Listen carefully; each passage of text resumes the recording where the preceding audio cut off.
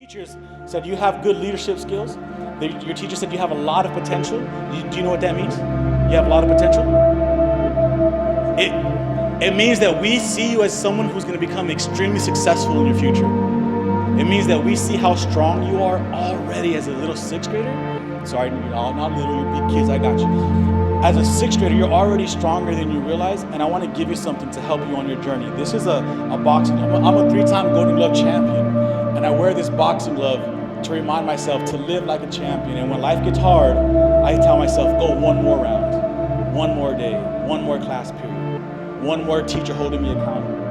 And when I wear this, it reminds me to live like a champion. So I want to give this to you. And as long as you're wearing it, you're going to promise me and your teachers that you're going to live like a champ.